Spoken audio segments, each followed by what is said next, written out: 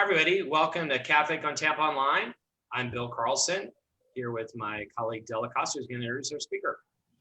Thank you, Bill, and thank everybody in Café con Tampa Land for watching us today. Today we have an interesting program. Our speaker is Michael Williams. He's based out of Tallahassee, Florida. He's the Executive Director of the Florida Prosperity Initiative with the Florida Chamber Foundation. He's going to talk to us about uniting the business community in Florida to end inequality of opportunity, one zip code at a time. That's a big mouthful. Tell us a little bit about it, Michael. Sure. Thanks, Del, and thanks, Bill, for having me here today. Like you guys said, my name is Michael Williams. I'm the Executive Director of the Florida Prosperity Initiative here. Our goal by the year 2030 at the Chamber Foundation is to reduce Florida's childhood poverty rate to less than 10%. Right now, we've got about 870,505 children in the state living in poverty. Half of those kids live in just 150 of Florida's 983 zip codes, so about 15%. So you've got a huge concentration of poverty that we need to deal with, and a lot of those places are the places we would all think of initially. But it's urban areas, it's rural areas, suburban areas, it's all over. That we deal with poverty, and our mission again is to make sure that we're reducing that, because it's really it's the right thing to do, it's the moral thing to do, but just as important, it's a workforce issue for us in the next 10 to 20, 30 years. It's an economic issue for the state. The continued piece that poverty plays into our state budget every year it's a drag on the rest of the economy, and it's something that when the business community unites, and the business community is a part of the solution, we're able to have some real movement, and we want to continue to drive that and have this be a business-led solution as we move forward into this next decade, into the next few years of what we're trying to do here. Great. Thank you, and thanks everybody for watching. If you're watching this live, which is 4 o'clock on Wednesday, feel free to post a question underneath, and please hit the share button. We do this as a public service so that folks in the community can see it. If you're watching on YouTube, please click the like button and the subscribe button so you can get all of our great videos. And for disclosure, I should say I'm on the board of the Florida Chamber Foundation, and one of the contributors to, I guess, up the line to some of the similar kind of programs that you all are working on. But could you tell us what's different about the way the business community looks at the issue of poverty, and why does the business community care? Sure. I mean, I think the short answer is, we have 3 sectors who are all working kind of in tandem on a lot of these issues. You have public sector driving the policy changes, the nonprofit sector, who's doing, a lot of them are doing awesome work in these areas in trying to find solutions for poverty. And I'll talk a little bit more about that later as far as what is really causing poverty.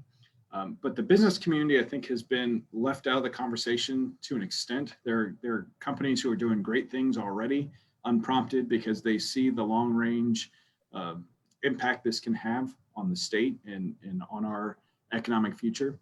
But really for Florida and for the rest of the country, poverty is this is an economic issue. This is a workforce issue, like I talked about before. When we talk about moving kids out of poverty by the year 2030, reducing that number to less than 10%.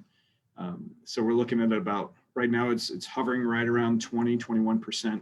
So we're looking at about a 10% cut in the next, or 10 percentage points in the next 10 years.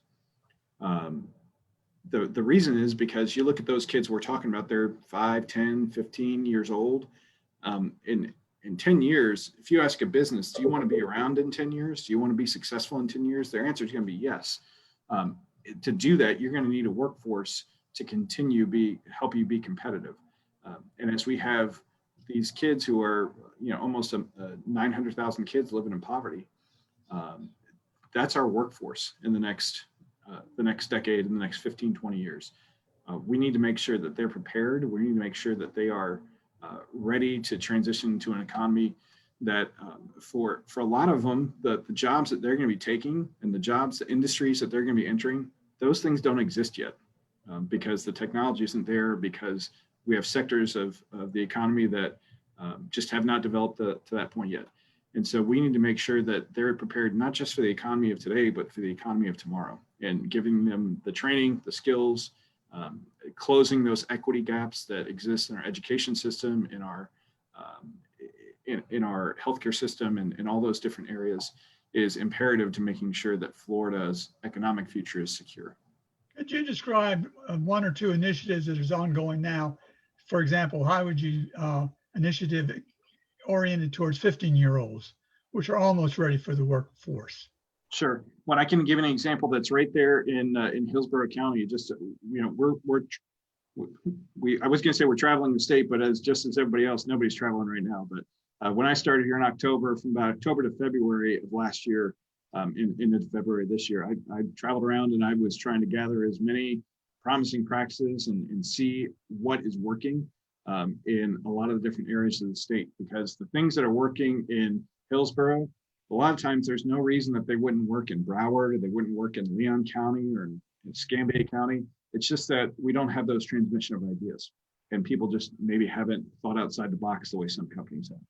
And I'll give you two examples on the education side for 15 and 15 to 18-year-olds, and a little bit lower too, developing them into those 15-year-olds.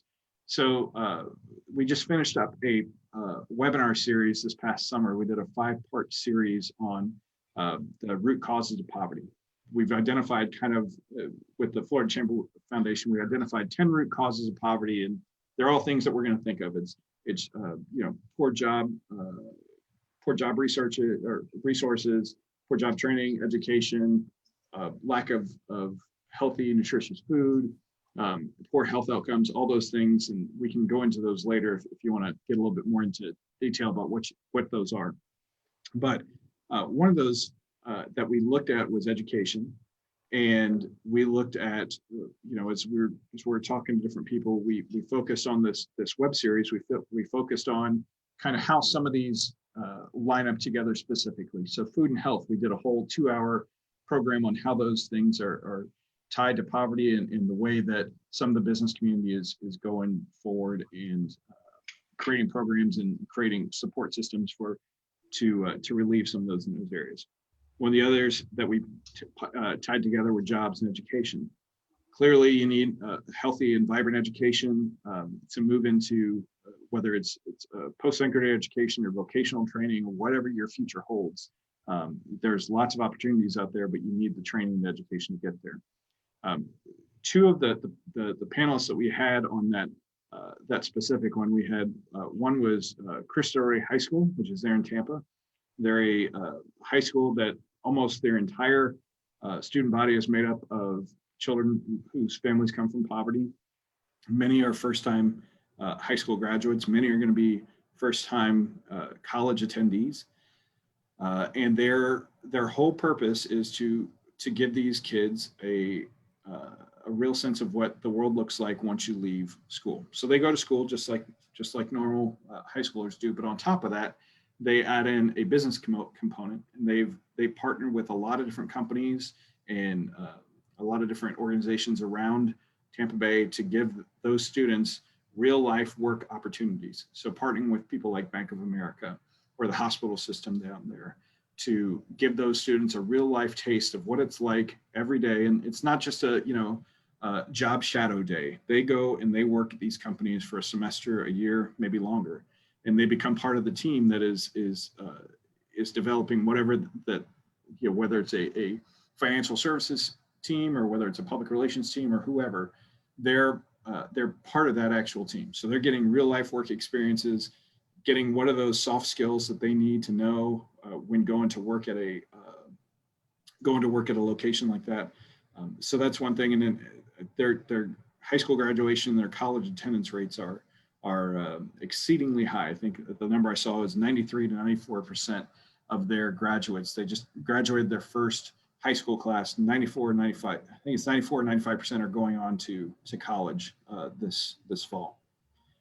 So that's kind of getting them ready. But before you even do that, you got to look at the middle school age. And even before that, you got to look at kindergarten readiness and third grade reading scores, and it goes all the way back. So there's stages along the line that you have to kind of on the education system. You got to make sure people are continuing along those benchmarks and meeting those benchmarks to be able to succeed. One brief one I'll talk about too is another on that same webinar series. We had Thaddeus Bullard, the Bullard Family Foundation, also known as Titus O'Neil with the WWE. He's a first professional wrestler I've ever had to interview, and it was quite an interesting conversation. But he has done a yeoman's work down at Sly Middle School in Tampa, and turning it into a world-class facility, a school that was receiving failing grades just a few years ago through investment from himself, from his foundation, and the business community around him. They've done a great deal of work to get those kids the resources they need that most of the other kids in some of the schools around the district are already receiving, but because of the zip code that school is located in, they don't necessarily have those same resources. So having the outside foundation world and business community come in and step up and provide those things has been extremely important for those students. For anybody who's just logged in, we have a representative of the Florida Chamber Foundation who's talking about their prosperity and poverty initiatives. If you've just tuned in, please hit the share button and like buttons. We do this as a service for the community so people can get information like this. In Tampa, we have a severe poverty problem. Many people watching know I created a website called tampascorecard.com, and it shows that Tampa has one of the second worst poverty rate in the state compared to major cities in the state of Florida. And then you were talking about how Florida's numbers don't look very good. Why should anybody care about that? So, and for me, it's a rhetorical question, but for our audience, why should businesses care? Why should the public care? What's the economic development advantage of having a lower poverty rate? Sure. And going back to Hillsborough County specific, you're looking at, you guys are right about 20.7% childhood poverty rate. That translates into about 64,000 kids living just in Hillsborough, not in any of the surrounding counties, but just in Hillsborough, 64,000 kids living in poverty. And drilling down to the zip code level, you're seeing different parts of the city, different zip codes where, for instance, 33605, which is just right around downtown, you got it's over half the kids in that zip code live in poverty, 51.6%. About a little over 2,100 kids are living in poverty in that zip code. Just to the north of that 33601, it's 44%, but that means almost 6,000 kids are living in poverty. If I'm correct, if I'm doing my math right, that's the third highest zip code in the state. The third highest number of kids in one zip code living in poverty in the state. So you have these pockets of poverty around, and a lot of them are very close to areas of great prosperity. You have a situation like that. I'll give you an example is you have 33612, which again is just a little bit farther north, 4,600 kids living in poverty. The very adjacent, the next door to them is 33548. So you go from 4,000 kids living in 33612 to 41 kids in poverty in 33548. And again, that's a walk across the street. That is, those zip codes border each other. And so you see a lot of this economic disparity, and a lot of it is there's a lot of racial disparity that goes along with it. A lot of that was put in place generations before anybody on this call was even a twinkle in their parents' eye. These are things that these neighborhoods were kind of created this way. There's a systematic racial component to that. That's a whole another topic of conversation. But the point is, we have these systems now, and we have neighborhoods now that are created this way, and the cycle is continuing, and there's no sign of that stopping. For a little bit better understanding, could you define how you're defining poverty? What is poverty? Sure. Let's say in Hillsborough County. Yeah, we use the federal poverty numbers, which it varies by the size of the family. But I believe it's a family of two, a mother, father with two kids. It's somewhere around the neighborhood of $20,000 a year. Again, that varies by the size of the family and can vary by other factors as well. But that's kind of the general topic we're talking about. In general, just for to give yourself a point of reference. Somebody in the audience asked a question about opportunity zones. Do you think that opportunity zones are a solution? And if so, where can people get information on them? Sure, I think they can be a solution. I think that, but it's only part of the solution. The incentives for businesses to go into those communities are important, but the key factor is, if you go into a zip code, and we've all heard of gentrification, and we've all talked about gentrification. You go into a zip code, and suddenly the poverty rate drops. It doesn't mean you've solved the problem. It just means you've moved those people somewhere else, into another zip code. So what we need to start looking at is a way to holistically approach those 10 root causes of poverty at the zip code level. And opportunity zones, again, can be a part of that. You can look at, there's plenty of federal guidelines and federal websites you can look at that will give you more details on that. But the business community's component of this is to address those 10 root causes of poverty that I've talked about collectively. So you look at a model like something like, I don't know if you're familiar with purpose-built communities, which is a place-based collective impact model. So there's a great example over in Orlando, which is Lift Orlando. They went into, it's right near Camping World Stadium. They started looking at this neighborhood and realized that there was a huge pocket of poverty surrounded by great opportunity all around that area. And the team of investors that came in and wanted to do something about it, the very first thing they did was went into that community and found the people from that community who needed to sit on their board, who needed to be advisors on their board. Because it's not about us coming in with our, riding on the white horse and bringing the cavalry with us to save the day. It's got to have the community involvement as well. The business community needs to be a part, and the business community needs to lead, but they also need to lead with the direction of the community, the existing community there. So what they've been able to do is it was all focused around the school that was right there, the elementary school. And from there, they were able to give resources in housing, give resources in transportation, but get businesses involved in things like backpack and back to school drives, getting the hospitals involved and getting kids physicals so they could go to school.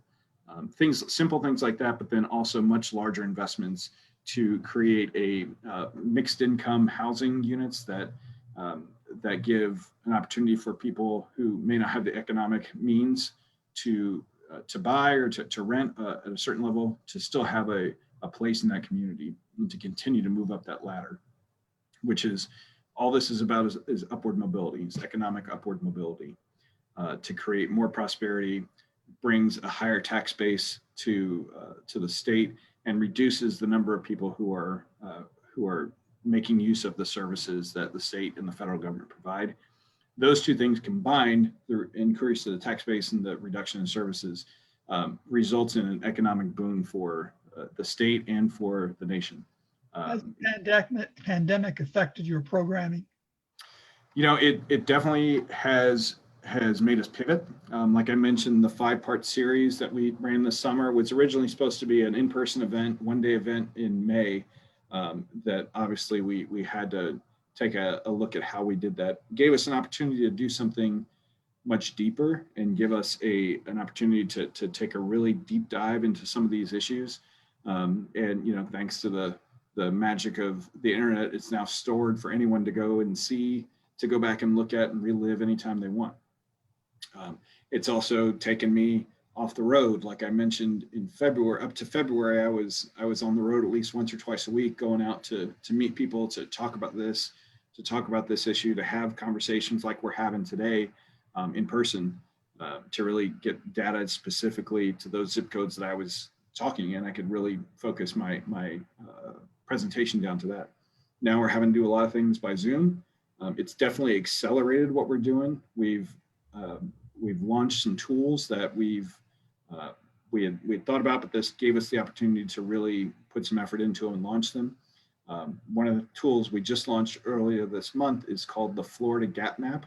So if you go to the floridagapmap.org, you'll pull up, it gives you the entire state. You can hover over, you can go straight to your county. You go to Hillsborough County, you can hover over each of the zip codes. You can see the poverty rate. You can see the number of kids in poverty. But the second layer of that, which is so important, is we have every public elementary school in the state listed on that map. And you can hover over that school and you can see the third grade reading scores, but more importantly, you can see the number of kids who aren't reading at third grade level in third grade. And the reason that's so important is because third grade is when you stop learning to read and you start reading to learn. So if you're not up to third grade level, if you're not reading on level at that point, you're just going to keep falling farther and farther and farther behind. So we use that as our benchmark. Kindergarten readiness is another huge benchmark, to make sure that kids are ready to learn when they come to school. So those things are tools that were kind of ideas that we had that the pandemic allowed us to really put some effort into and get up and running. And those are kind of the first of several of those gaps that we're going to start looking at and continue to roll out. Let me ask another question from the audience. As I mentioned at the beginning, the Florida Chamber is different than the Florida Chamber Foundation, and your group is a separate entity connected to the Florida Chamber Foundation. So the question is something like this: what if there's a difference in philosophy between the Florida Chamber and these initiatives? For example, the example they gave is if the Florida Chamber is against Medicaid expansion, how do you resolve issues like that, and how do you build consensus around what the solution should be? Right, and that's a great question, and I think that that's a long answer too. But I think that the way I can best sum it up is that this is, when you're looking at Medicaid expansions and things like that, you're looking at the government to come in and save the day. And they simply, we've fought that fight for 55 years, a war on poverty, and we're not moving the needle. The business community is who is going to be able to come in and bring a return on investment model to solving poverty. It's a business solution. It's a business model that can work.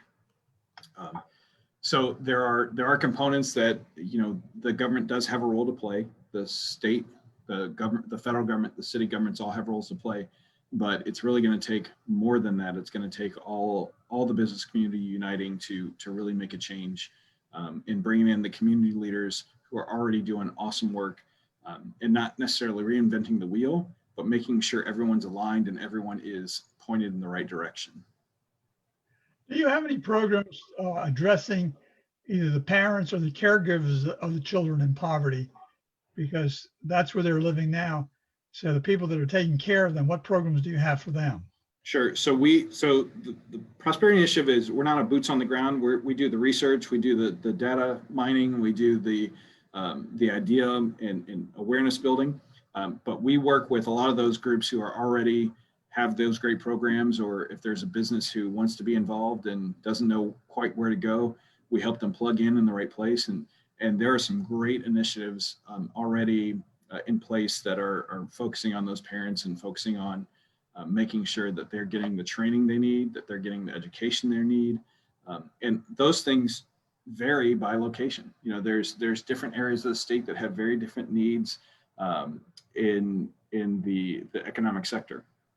One of the things that I think is highlighted with COVID, one of the things that's highlighted very strongly for a lot of people is a lot of people who had no relationship with poverty or with economic hardship. They got real acquainted very quickly with what that feels like. And a lot of people who are either out of a job or were furloughed, and we talk about with the United Way's ALICE population, people who are kind of that one paycheck away from disaster, who are just living week to week. A lot of those people realized, oh no, I am in trouble, and this is not a situation I want to be in. And so I think you've got a place where people are more aware that this exists, but at the same time you have a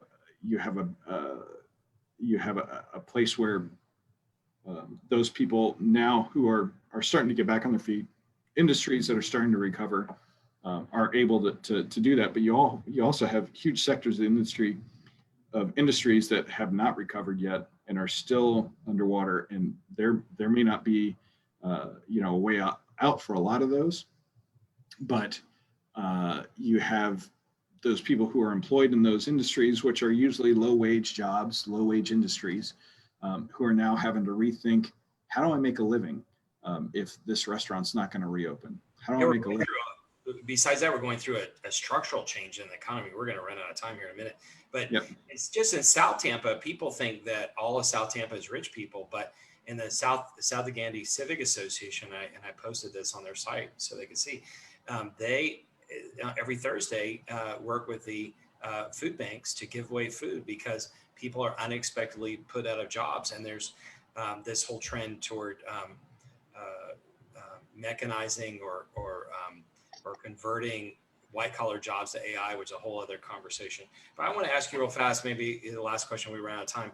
Affordable housing is a huge issue, and it affects businesses because if you have a business and your employees are having to drive 2 hours because they can't afford to live nearby, then that adds to your costs and because of their stress and everything. In Tampa, the official number is that there's a shortage of 20,000 homes. The unofficial number is 50,000 homes. What role do you think the chamber and the private sector can play in trying to solve the problem of affordable housing? Yeah, and truly, I think that is one of the biggest. It was the looming crisis that was facing Florida. Now I think it's just the full-on crisis that's facing Florida.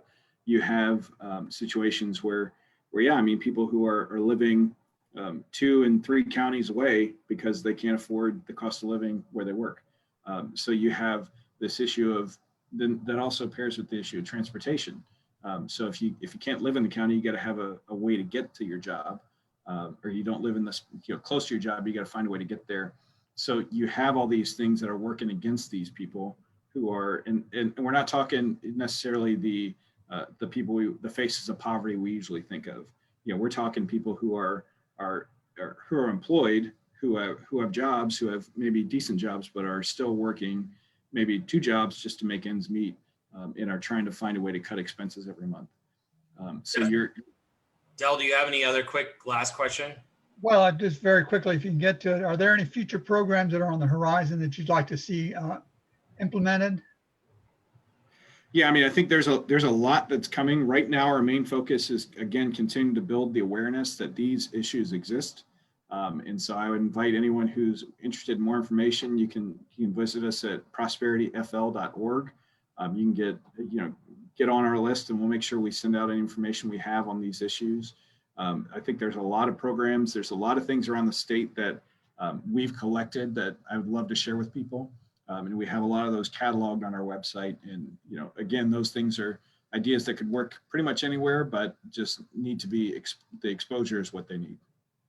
Well, thank you so much. And anytime you want to come back and give an update, I'm sure we'd love to hear about it. We always enjoy hearing new ideas. Thanks everybody for watching. Please hit the like button and the share button so your friends and colleagues can see this. And we look forward to seeing you next time. Thank you. Great. Thanks, everyone.